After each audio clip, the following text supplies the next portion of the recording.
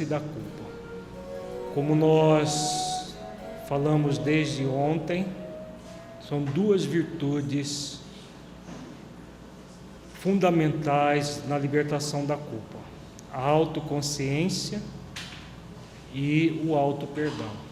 O auto-perdão é a outra virtude que foca na pessoa se acolher amorosamente a partir da autoconsciência de que ela é um espírito imortal e que está na vida para aprender tanto com seus acertos quanto com seus erros.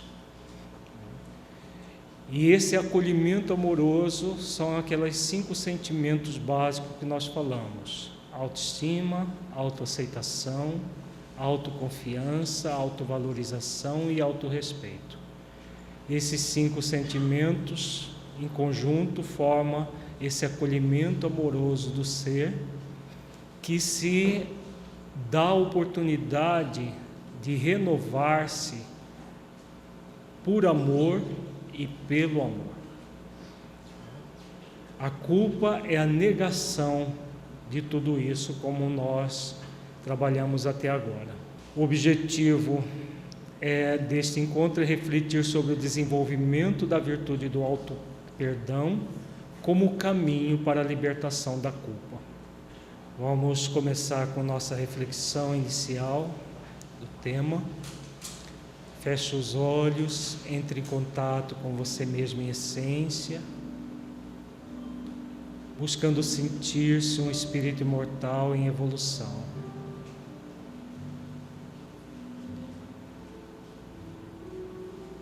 Você tem consciência da necessidade de exercitar o auto-perdão? Como você sente essa virtude em si?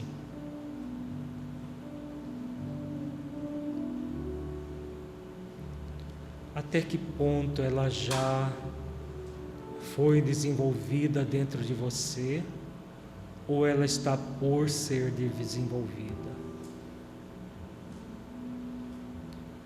Lembre-se que auto-perdão significa oportunidade de reabilitação perante a sua própria consciência.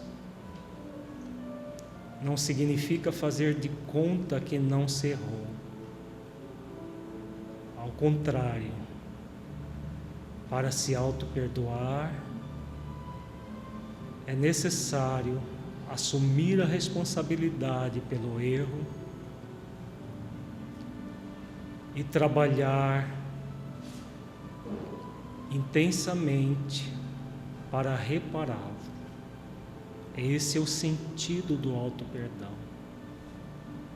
Em que grau você já experimenta esse sentimento?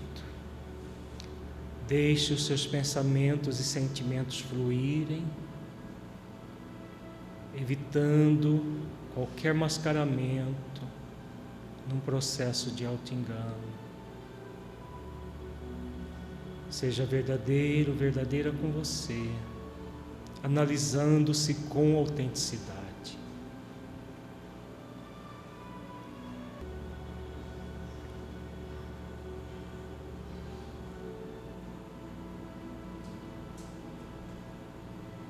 Gradualmente vamos retornando ao estado de vigília para a reflexão doutrinária.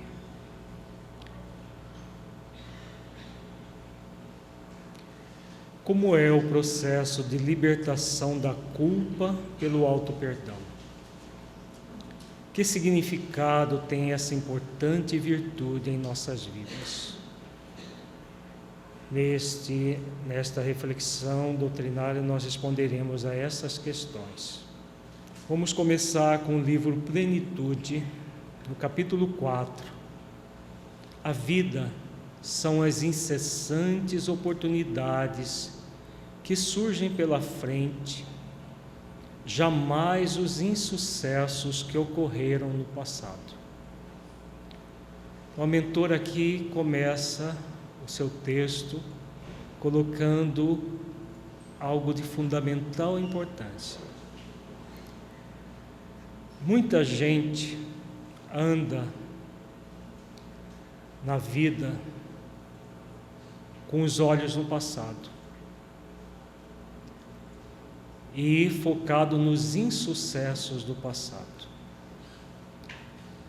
Fazendo uma comparação analógica, é semelhante a alguém que dirigisse um carro olhando apenas o retrovisor.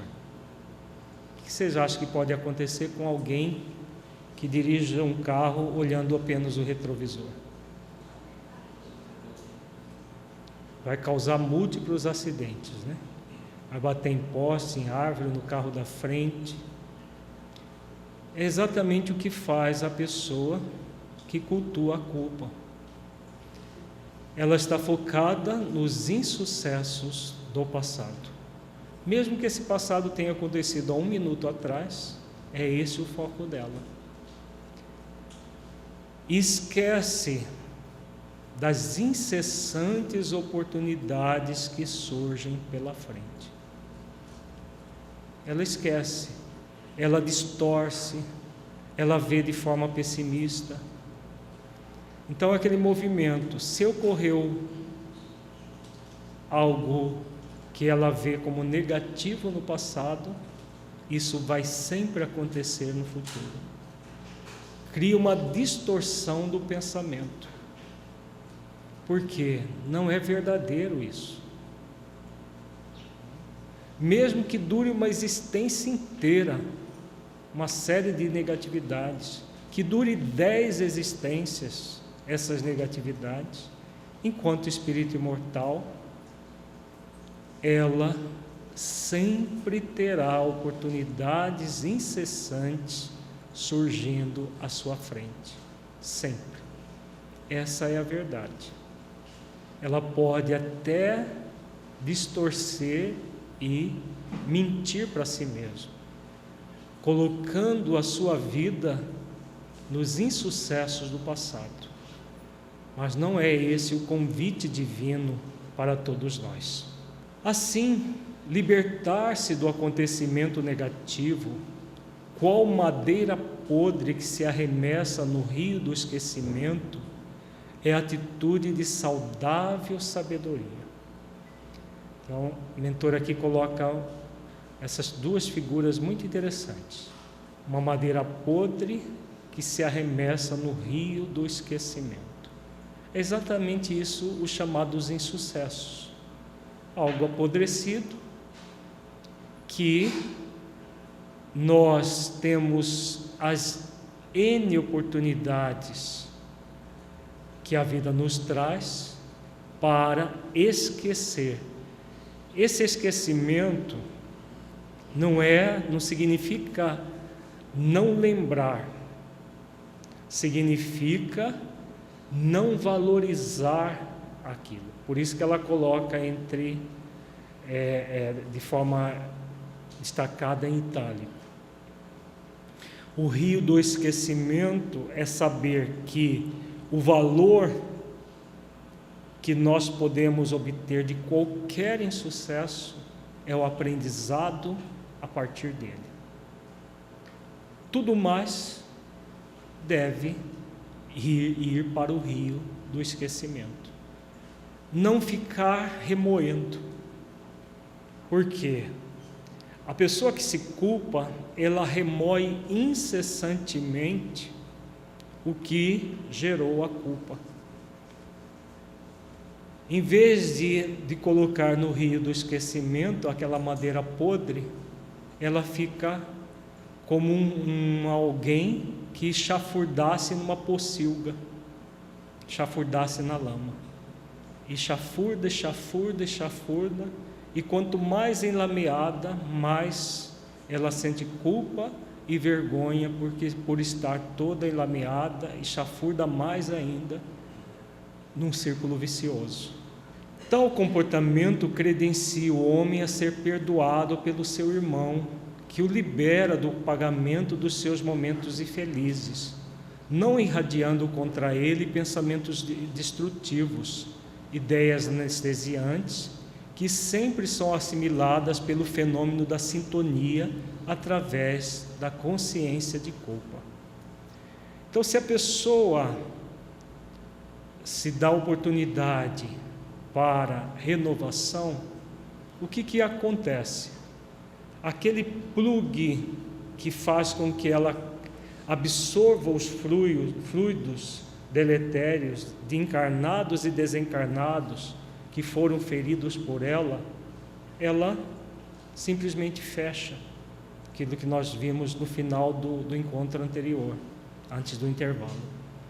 Ela fecha esse plug. Ao fechar o plug, ela não se intoxica mais, como diz a mentora aqui, com as ideias anestesiantes. Anestesiantes de quê? Que a mentora está falando aqui? Da própria consciência. Então, tanto o processo obsessivo quanto as energias dos encarnados que em algum momento foram feridos por nós, ou os desencarnados que foram feridos e permanecem na dimensão espiritual, irradiando energias deletérias para nós simplesmente fechamos essa porta. E aí, ao fechar essa porta, o que nós estamos nos oportunizando? Em vez de anestesiar a consciência, o que nós vamos nos oportunizar? Utilizar a autoconsciência para a nossa libertação. Libertação do erro, aprendendo com ele, para buscar cada vez mais acertar. Então, essa é a atitude acertada do auto-perdão. Quando alguém se liberta do lixo mental acumulado pela ignorância e pela futilidade, começa o seu restabelecimento espiritual e toda uma atividade nova se lhe apresenta favorável, abrindo-lhe espaço para a saúde. Aqui ela coloca com tintas até mais fortes, o lixo mental. Então vejamos, o lixo mental que nós trazemos foi acumulado de que forma? Está no texto. Pela ignorância do espírito. Naqueles 3 níveis de ignorância que nós comentamos ontem. Ignorância do não saber, ignorância do não sentir e ignorância de não vivenciar a verdade. Então existem esses 3 níveis de ignorância que produzem o chamado lixo mental, todos esses insucessos, esses desmandos e a futilidade do espírito em não querer superar a própria ignorância. Também é um fator, porque a rebeldia de se permanecer ignorante, porque existe a ignorância que é própria do processo evolutivo do ser, existe a futilidade que advém da rebeldia em querer se permanecer ignorante. A culpa é uma das causadoras dessa própria permanência na ignorância. Então, quando a pessoa se liberta disso tudo, ela abre campo mental para o restabelecimento espiritual.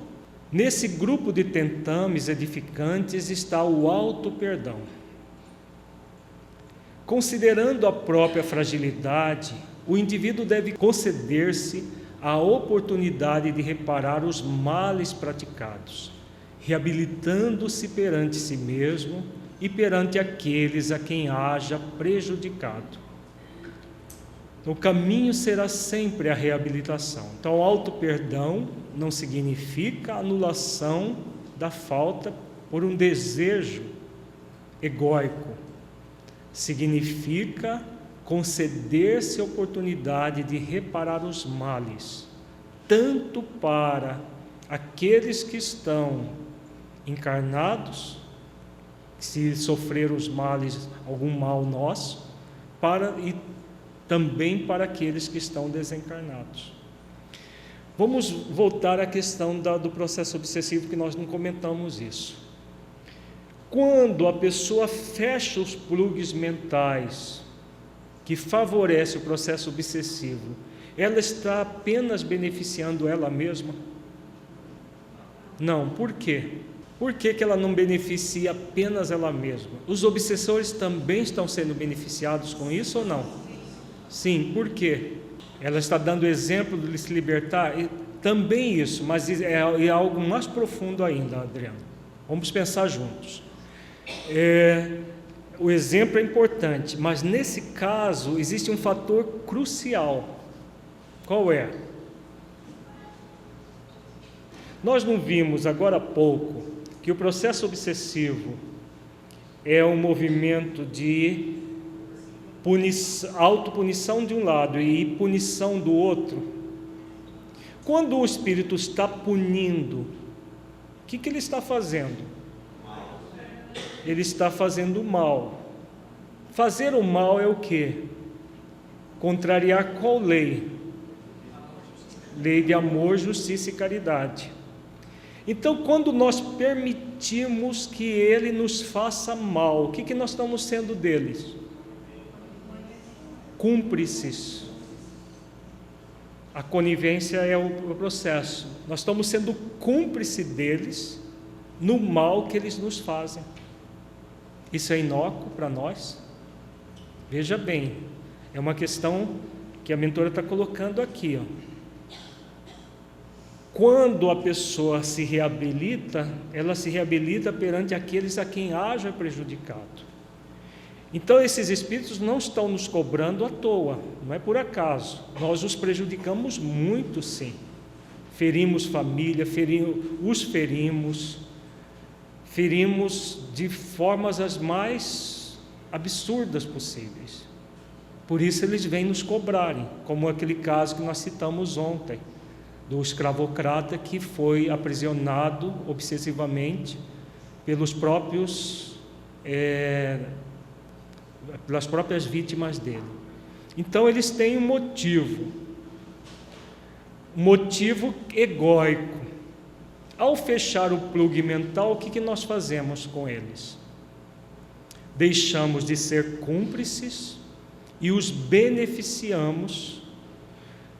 Aí entra o exemplo, os convidando para praticar a lei de amor, justiça e caridade da mesma forma que nós estamos praticando hoje.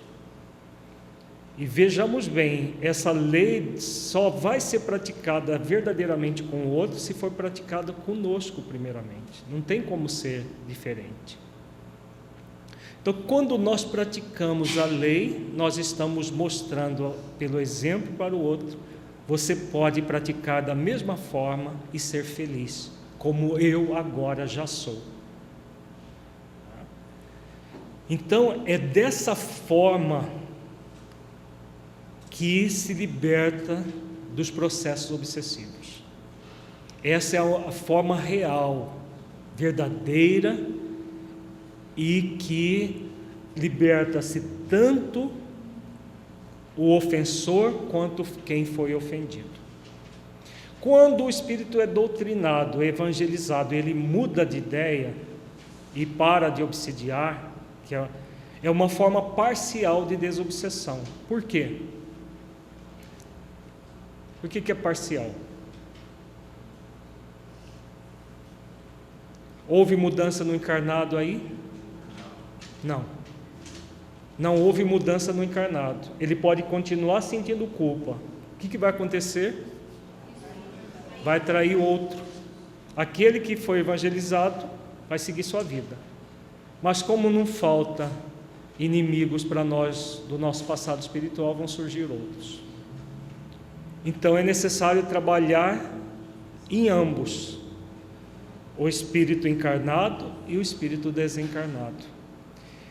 Como o espírito desencarnado, nós não temos acesso ao livre-arbítrio dele, cabe a nós trabalhar em nós, porque aí nós estamos fazendo algo útil para aqueles que nós ferimos no nosso passado. A perfeita consciência do auto-perdão não se apoia em mecanismos de falsa tolerância para com os próprios erros, que seria negligência moral, conivência e imaturidade. Antes, representa uma clara identificação de crescimento mental e moral que propicia direcionamento correto dos atos para a saúde pessoal e geral. Vejamos, aqui ela coloca todas as balizas do auto-perdão. Não é uma falsa tolerância com os próprios erros. A falsa tolerância é o desculpismo. O auto-perdão não é conivir com o erro, que é próprio do desculpismo, de um processo de imaturidade. É identificar em si mesmo o erro, aprender com ele e buscar repará-lo. Isso significa um crescimento mental e moral daquele que errou. E isso vai gerar a saúde dele, física e psíquica. E claro, se ele se torna mais saudável, o que acontece com a sociedade? Se torna mais saudável junto com ele. Então vejamos, com o auto-perdão todos são beneficiados. Toda a humanidade é beneficiada quando alguém se auto-perdoa. Não apenas a própria pessoa, a família dela, os amigos, os colegas de trabalho, e aí você vai largando para abarcar toda a sociedade. Por isso a mentora coloca saúde pessoal e geral. O planeta fica mais saudável quando a pessoa se auto-perdoa, dando-se oportunidade de reparação de todo o erro praticado. Tudo se torna melhor. O arrependimento puro e simples, se não acompanhado de ação reparadora, é tão inócuo e prejudicial quanto a falta dele. Já comentamos bastante também sobre isso. Assim, o complexo de culpa é igualmente danoso, porque não soluciona o mal praticado, sendo ademais responsável pelo agravamento dos seus maus resultados. Então, o complexo de culpa é exatamente o contrário do auto-perdão. Enquanto que um gera saúde, outro vai produzir doença individual e coletiva. No caso do puritanismo, que se origina de uma culpa profunda, o puritanismo é uma máscara do ego. Então, tudo aquilo que nós trabalhamos no encontro anterior serve para o puritano, porque o puritano ele oculta todo o movimento sensualista dele pelo puritanismo. E aí muitas vezes oscila entre o sensualismo e o puritanismo, em vez de entrar no equilíbrio, no exercício do equilíbrio, que é o desenvolvimento da pureza. Então o que vai acontecer? O puritano, ele quer fugir daquilo que gera culpa, mas ele apenas coloca uma bandagem em cima da ferida, ao invés de curar verdadeiramente a ferida. É isso que acontece com o puritano. O auto-perdão compreende a posição mental correta a respeito do erro e a satisfação íntima ante a possibilidade de interromper o curso dos males causados, como arrancar-lhe as raízes encravadas em quem lhes padece a constrição. Então, vejamos que nós vamos criando uma série de recursos extremamente positivos com o auto-perdão. Então a pessoa entra nessa posição mental correta a respeito do erro e sente a satisfação íntima de interromper esse mal, esse grande mal chamado culpa. E como alguém que fosse numa erva daninha, arrancasse pelas raízes que estão encravadas ali, gerando toda essa constrição. Então, todos são beneficiados. A sociedade no corpo físico, e o mundo espiritual também é beneficiado quando nós nos auto-perdoamos. É uma verdadeira bênção para o espírito imortal se auto-perdoar. Todos, sem exceção, são beneficiados. Será possível lograr o cometimento através de uma análise meticulosa dos fatores que levaram à ação reprochável, examinando outras alternativas que não foram utilizadas e não teriam produzido efeitos negativos para predispor-se à oportuna reconsideração da atitude, liberando-se da desconfortável junção de culpa conflituosa. Aqui a mentora está dando uma orientação de como desenvolver o auto-perdão. Então, o primeiro passo é tomar consciência, aquele esquema que nós apresentamos ontem. A pessoa toma consciência de que errou. Tá. Tomou consciência, o que ela faz? Ela se arrepende. Eu não devia ter agido assim, mas eu agi. Se ela se lembra do fato, está claro ali. Se ela não se lembra, se foi motivado por situações anteriores de outras existências, ela não se lembra, mas ela sente a constrição do sentimento. Então o que ela vai fazer? A partir do processo da autoconsciência, do arrependimento, ela vai analisar aquela situação, fazer a autoanálise. Então analisa, bom, eu hoje não faria mais o que eu fiz no passado. Por quê?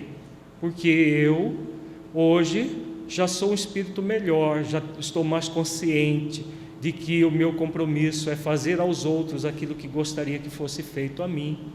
No passado eu ignorava isso. Se eu não ignorava no nível do saber, eu ignorava no nível do sentir.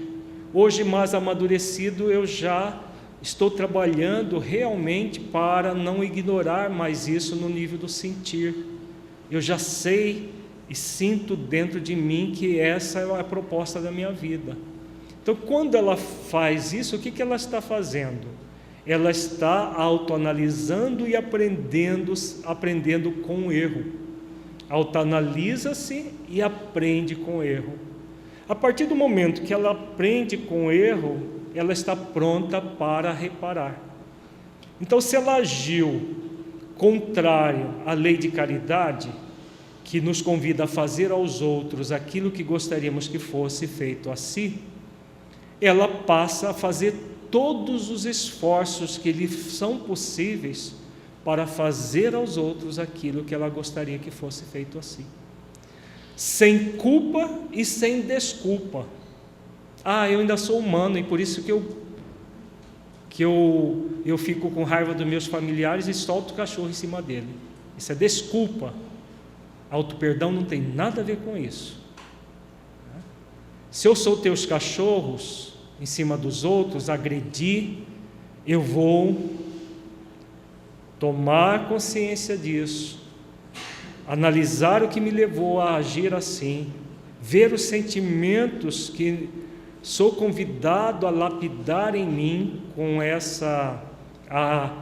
o orgulho que eu devo humildar, a rebeldia que eu devo amansar. Vou ver tudo isso, reconheço tudo isso, aprendo e vou reparar a atitude.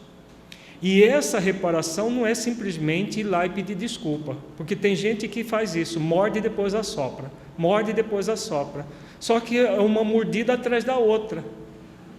Isso não está havendo aprendizado aí. Então tem muita gente que faz isso, solta os cachorros depois, não, me desculpe, com a cara mais lambida. Isso não tem nada a ver com auto-perdão. Isso é uma viciação, é fazer esforços reais de realmente domar as más inclinações. Isso que é auto-perdão. Você reconhece, você não vai melhorar de uma hora para outra, não é possível. Mas o esforço é necessário. E se você escorregar e cair na tentação, faz parte do processo. Mas na próxima vez já deve ser um pouquinho diferente. E não repetir a mesma ação, e ir lá, me desculpe. Não vale isso. Tá? Isso é desculpismo, não é auto-perdão. Tá? Então o desculpismo, ele apenas camufla a culpa, não resolve. Essa questão desconfortável aqui permanece no espírito, porque ele não está agindo consciencialmente, e é necessário agir consciencialmente. Se ante a resolução de autorrenovação não se encontra a receptividade por parte da vítima, não constitua esta recusa um novo motivo para atrito, senão estímulo para continuar-se com propósito salutar, revestindo-se de mais paciência e tolerância, a fim de enfrentar-se à reação do outro, igualmente enfermo e sem disposição, por enquanto, para liberar-se do mal que o entorpece. Isso aqui é válido para encarnados e para desencarnados. Nós não temos como fazer escolhas pelas nossas vítimas, estejam elas no corpo ou fora do corpo. Se elas não nos querem perdoar, não podemos fazer nada com relação a isso. Mas nós nos sentirmos culpados e absorver os fluidos deletérios que emana delas, isso nós já podemos, como nós já vimos. Então nós não dependemos do outro. Se o outro não quer nos perdoar, é um problema dele. Ele vai, como diz a mentora aqui, ele está enfermo e sem disposição, né? Por enquanto, para libertar-se do mal que o entorpece. Você não tem como mudar isso.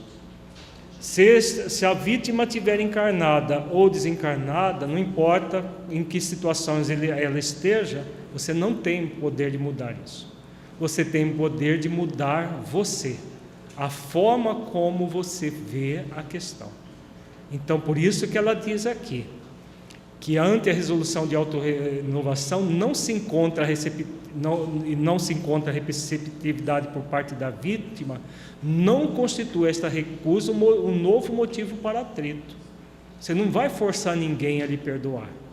O que você está sendo convidado é se perdoar. É esse o compromisso que você tem perante a sua consciência. O auto-perdão ajuda ao amadurecimento moral, porque propicia a clara visão da responsabilidade, levando o indivíduo a cuidadosas reflexões antes de tomar atitudes agressivas ou negligentes, precipitadas ou contraditórias no futuro. Então vejamos, o auto-perdão eminentemente é o processo de autorresponsabilidade, que é fruto do amadurecimento do senso moral. A pessoa amadurecida, ele vai tomar consciência do mal produzido no passado, vai refletir sobre tudo isso, e essas reflexões vão fazer com que ele cada vez mais se torne uma pessoa mansa e humilde de coração. Por isso que a mentora diz: antes de tomar atitudes agressivas ou negligentes, precipitadas ou contraditórias no futuro. Porque como ele está num trabalho de reparação, ele se torna uma pessoa cada vez mais virtuosa. E porque ele está usando toda a energia para desenvolver virtudes e não para ficar no círculo vicioso da culpa. Então, nas situações futuras que antes ele pisava na bola, o que ele vai fazer? O que ele vai fazer? Antes ele fazia o mal, agora o que ele vai fazer? O bem, né? Então, nas situações futuras, porque ele aprendeu com o erro e vai fazer cada vez mais esforços para acertar, admitindo que ele não vai se tornar espírito puro de uma hora para outra, que ele vai errar ainda muitas vezes, mas nunca da mesma forma que antes, porque ele está aprendendo e crescendo Isso que a mentora está querendo dizer aqui nesse parágrafo. Quando alguém se perdoa, aprende também a desculpar, oferecendo a mesma oportunidade ao seu próximo. Quem se perdoa, perdoa o outro, porque sabe que em momentos infelizes nós cometemos desatinos. Isso é válido para mim, é válido para todos nós. Então, ela aprende a perdoar o outro com mais facilidade. Ela não vai ficar alimentando o seu ofensor interno. O bem-estar que experimenta faculta-lhe a alegria de propiciá-lo ao outro, o ofendido, gerando uma aura de simpatia à sua volta, que se converte em clima de liberação do sofrimento. Então aqui vai havendo a simpatia real, todo aquele estado de ser melhor e não de parecer bem, como nós vimos no encontro anterior. Então ser cada vez melhor, cada vez mais equilibrado, mais harmonizado. A cessação real do sofrimento, portanto, dá-se quando, erradicadas as suas causas, desaparecem-lhe os naturais fenômenos das consequências. Então a pessoa toma consciência e liberta-se da culpa, que é o grande gerador de sofrimento em sua vida. Vejamos agora um texto de conflitos existenciais, capítulo 6. O antídoto para a culpa é o perdão. Esse perdão poderá ser direcionado a si mesmo, a quem foi a vítima, à comunidade, à natureza. Então, nós não nos devemos especificamente a alguém, nós devemos a nós mesmos. Então, se pudermos oferecer à vítima, ótimo. E nós sempre poderemos. O que nós poderemos oferecer à vítima? Mesmo que ela não queira nos perdoar, nós acabamos de ver. O próprio auto-perdão. Porque o auto-perdão faz o que com a vítima? Impede que ela realize o mal para nós. Não é? Se nós não nos perdoamos, nós somos cúmplices da vítima nos fazendo mal. Nos auto-perdoando, nós vamos beneficiar a vítima, impedindo que ela faça mal para nós. Essa vítima pode ser encarnada ou desencarnada, nós impedimos que ela nos faça mal. E aí, mesmo que ela queira fazer o mal, ela não vai conseguir, porque não vai encontrar os plugs mentais para nos obsidiar, para nos intoxicar com as suas vibrações deletérias. Quando nós oferecemos à comunidade, se nós nos auto-perdoamos, nós acabamos de ver, toda a sociedade se beneficia com isso. A natureza, você cuidar da natureza, reciclar lixo, fazer uma série de coisas, isso tudo é cuidado que dá à comunidade, à vida, algo diferente daquilo que você deu no passado. Desde que a paz e a culpa não podem conviver juntas, porque uma elimina a presença da outra, torna-se necessário o exercício da compreensão da própria fraqueza, para que possa a criatura libertar-se da dolorosa injunção. Já comentamos bastante esse conteúdo. A coragem de pedir perdão e a capacidade de perdoar são dois mecanismos terapêuticos liberadores da culpa. Então aqui ela coloca, pedir perdão é quando você sinceramente pede perdão. Não é o desculpismo que nós comentamos agora há pouco. Morde e depois assopra, morde e depois assopra e continua mordendo. É o perdão sincero, em que a pessoa está arrependida, né, e faz esforços reais para não repetir a mesma atitude. E a capacidade de perdoar-se e perdoar o próximo. São mecanismos terapêuticos libertadores da culpa. Consciente do erro, torna-se exequível que se busque uma forma de reparação, e nenhuma é mais eficiente do que a de auxiliar aquele a quem se ofendeu ou prejudicou, ensejando-lhe a recomposição do que foi danificado. Então, quando nós nos auto-perdoamos, independente do outro querer nos perdoar ou não, o que nós estamos fazendo? nós não estamos só nos libertando, nós estamos repetindo mais uma vez o conceito que ela coloca aqui. Nós estamos auxiliando aquela pessoa que nós ofendemos, seja desencarnado, seja encarnado, independente dele querer perdoar ou não, porque nós estamos ensejando-lhe a recomposição do que foi danificado. Porque se ele responde com a vingança, o que ele continua fazendo com ele mesmo? Não produz danos para a pessoa, seja encarnado ou desencarnado. O desencarnado, o processo obsessivo, de desencarnado para encarnado. E do encarnado, o ódio que ele nutre por nós é uma obsessão também, de encarnado para encarnado. Esse ódio, esse movimento da vingança, só prejudica o algoz de ontem, a vítima de hoje? O que vocês acham? Não, porque o ódio é cultuado dentro da pessoa, e como ele é cultuado dentro da pessoa, ele é o primeiro a se prejudicar com o ódio. Se você não absorve mais o ódio dele, o que você faz?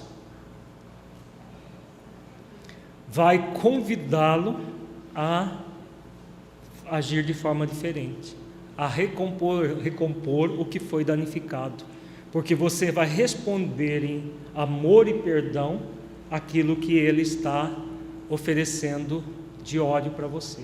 Isso que significa dar a outra face que Jesus ensina.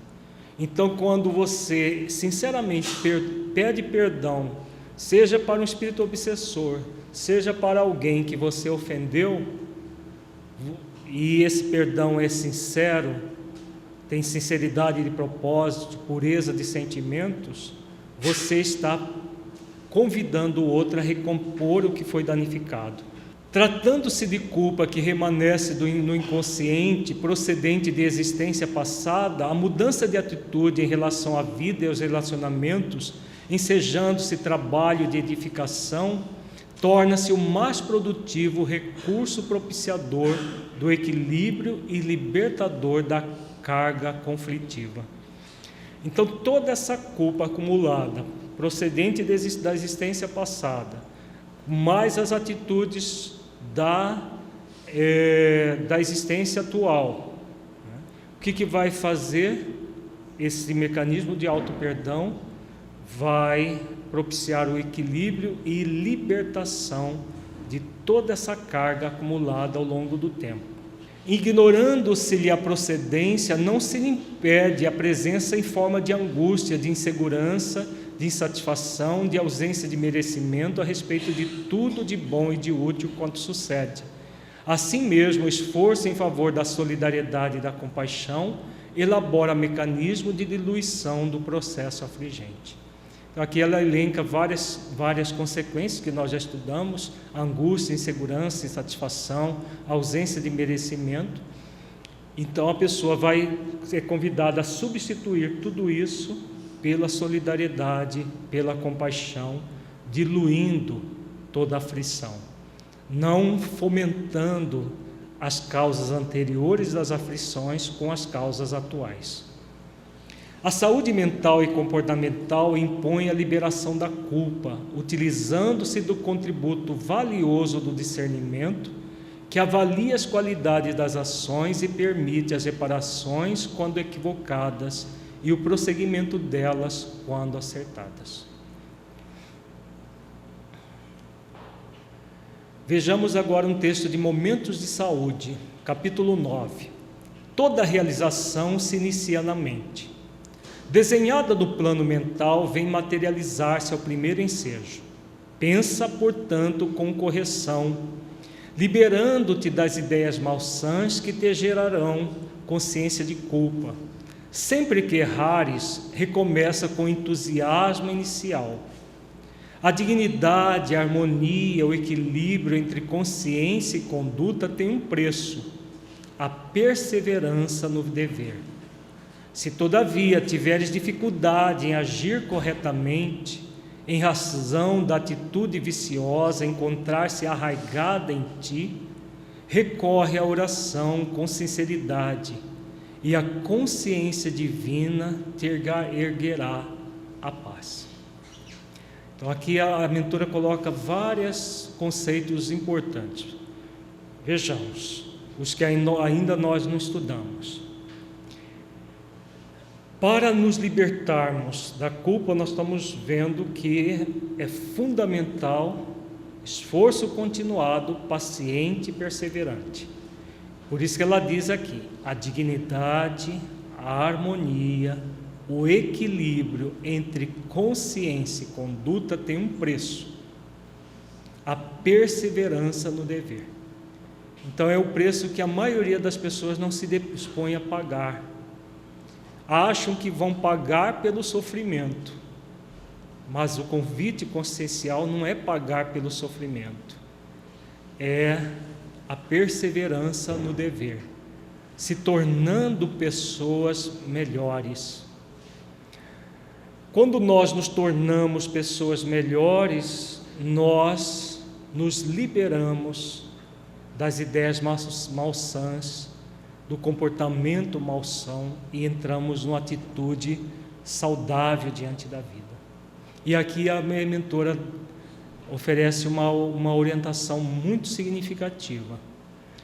Se tivermos dificuldades em agir corretamente conosco, perseverando no dever, realmente nos auto-perdoando, qual é a fonte de todo o amor do universo? Deus. Então é necessário a conexão com essa fonte, conexão com a consciência divina, para que, como ensina o apóstolo Paulo, tudo posso naquele que me fortalece. Então essa orientação do apóstolo Paulo tem tudo a ver com o que nós trabalhamos nesses um dia e meio que estamos aqui. Tudo significa as leis divinas presentes na nossa consciência.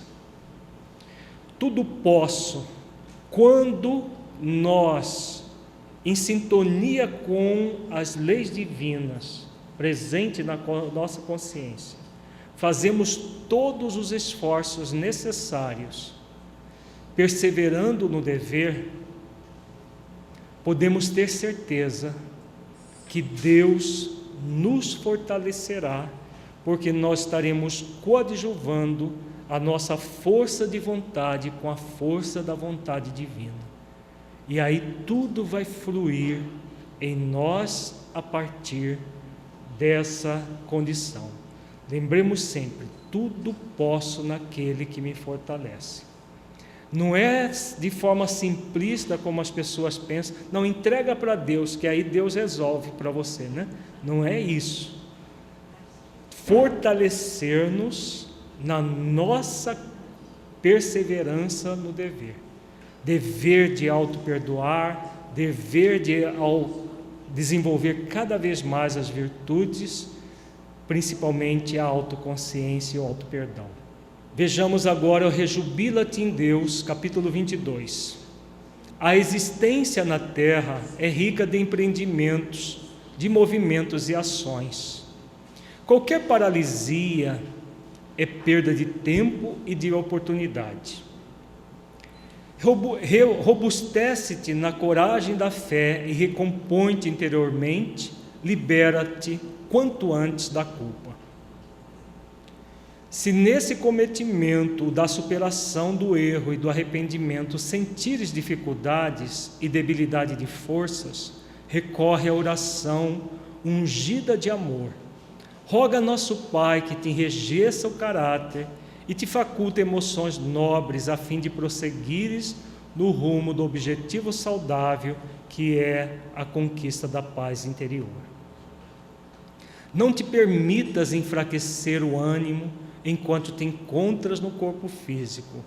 Reabastece-te nos colóquios com Deus, através do pensamento edificante que podes cultivar em qualquer situação. Então aqui, em outras palavras, a mentora diz a mesma coisa, né? Buscar nesses colóquios com Deus, na oração, que envolve a fase contemplação e a fase ação. A fase contemplação, quando você entra em comunhão com você mesmo em essência e comunhão com Deus. A fase ação é quando você vai fazer os esforços necessários para desenvolver o pensamento edificante que podemos cultivar em qualquer situação, como nos ensina a mentora. Culpa nunca, conclui a mentora nessa mensagem do livro, Rejubila-te em Deus. Jesus e a Atualidade, capítulo 12. Jesus e a Atualidade é o primeiro livro da coleção psicológica de Joana de Ângeles, em que ela estuda passagens evangélicas à luz da psicologia.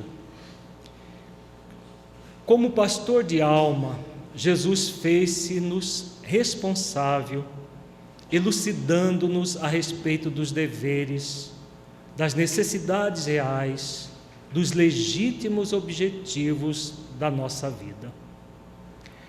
Em contrapartida, doou-se-nos até o holocausto, não fosse a sua vida ao nosso lado em si mesma um grande e estoico sacrifício de amor.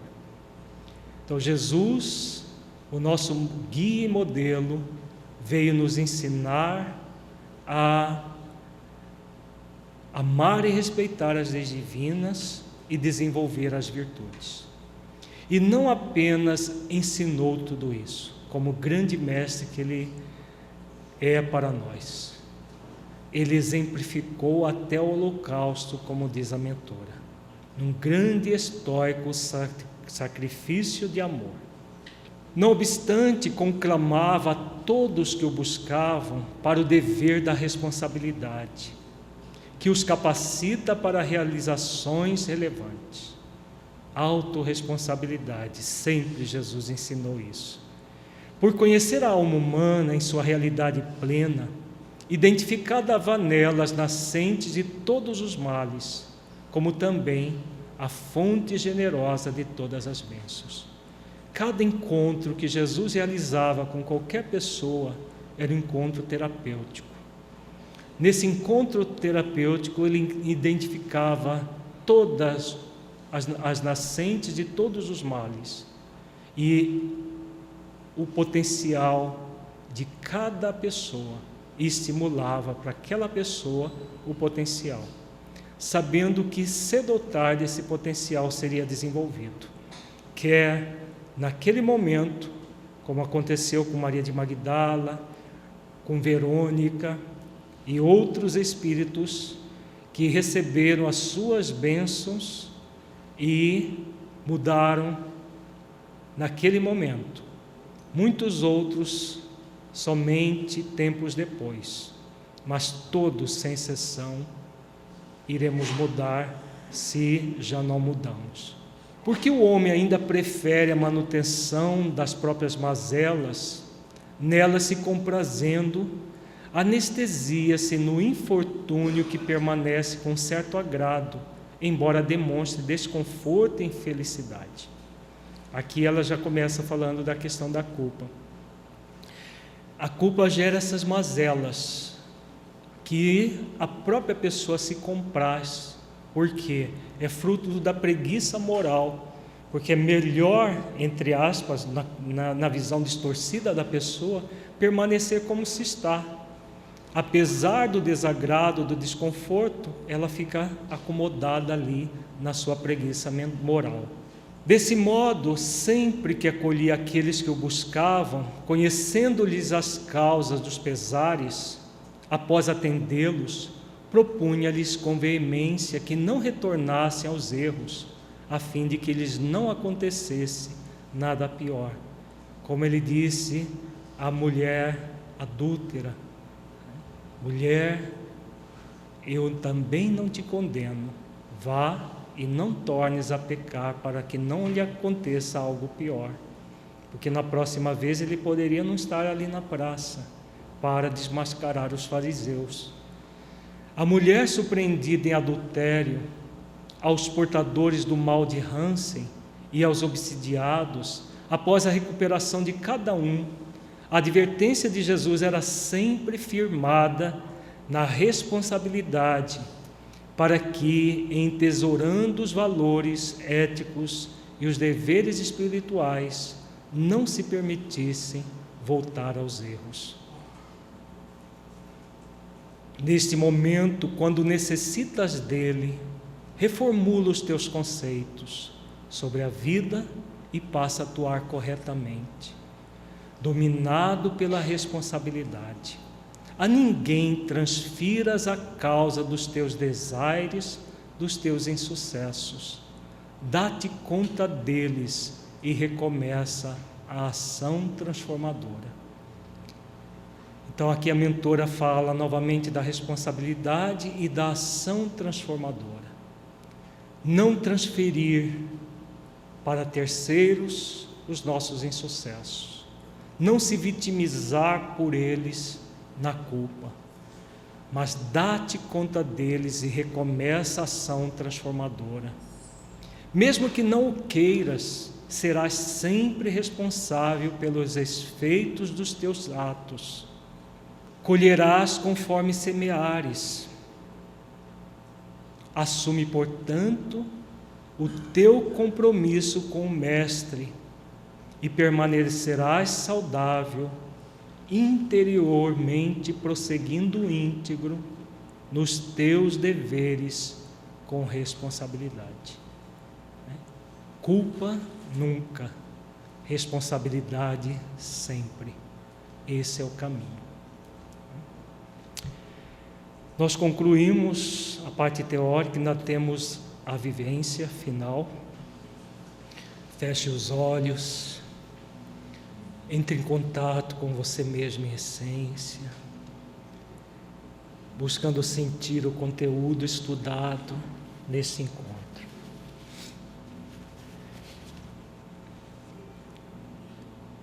O que você entendeu do conteúdo que se aplique à sua vida. Mergulhe nesse conteúdo, não apenas teórico, mas eminentemente prático. Todo o conteúdo estudado nesse 1 dia e meio de trabalho.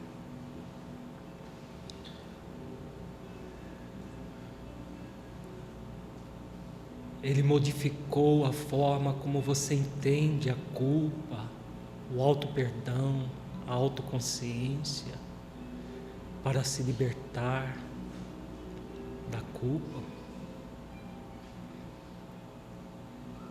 Que mudanças aconteceram em você a partir de todas essas reflexões, de tudo isso que foi estudado. Busque sentir-se desenvolvendo o auto-perdão e a autoconsciência, arrependendo-se dos seus erros, aprendendo com eles para poder repará-los. Sinta que você pode desenvolver essas virtudes. Você consegue, você é capaz.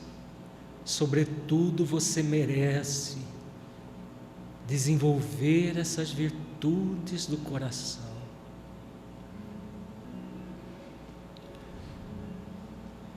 Nós somos todos espíritos imortais, quer estejamos no corpo, quer estejamos fora do corpo. Todos nós, espíritos imortais, estamos num convite que trazemos dentro de nós mesmos, que é a determinação divina de evoluir até a perfeição relativa. Trabalhando efetivamente para conhecer e para cumprir as leis divinas, para praticar as virtudes essenciais da vida, buscando uma unidade com Deus. Todos nós trazemos esse mesmo potencial quer estejamos no corpo ou fora do corpo. Sintamos essa realidade em nós. Mergulhemos profundamente nessa verdade espiritual. Sintamos a verdade. Busquemos ter a coragem, agindo com o coração, para desenvolver todas as virtudes essenciais da vida ao longo do tempo. Deus nos deu toda a eternidade para concluirmos esse caminho. O tempo é de Deus, cabe a nós a boa utilização do tempo. É isso que a consciência nos pede. Sinta essa verdade. Busque o poder que você tem em si mesmo. Poder que Deus já lhe ofereceu quando lhe criou, para se renovar, para se autotransformar. Sinta as possibilidades que se abrem para você em virtude do desenvolvimento de suas potencialidades. Sinta que o universo se abre quando você está decidido e pronto para viver. Abra-se, sinta-se, aceite-se, perdoe-se. Perdoe-se.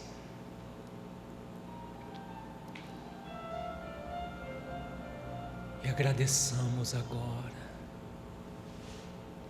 as bênçãos recebidas em mais esta atividade. Senhor Jesus, amigo incondicional das nossas vidas, Mestre amado, agradecemos, Senhor, pelo investimento que o Senhor faz em nós, nos oferecendo ajuda desses espíritos superiores que nos aconchegam no colo, nos oferecem os recursos necessários para bem conduzir a nossa vida. Neste momento em especial, agradecemos a mentora Joana de Ângeles, que nos oportunizou todas estas reflexões. Pedimos ao Senhor que abençoe a ela, entregue a ela a nossa gratidão.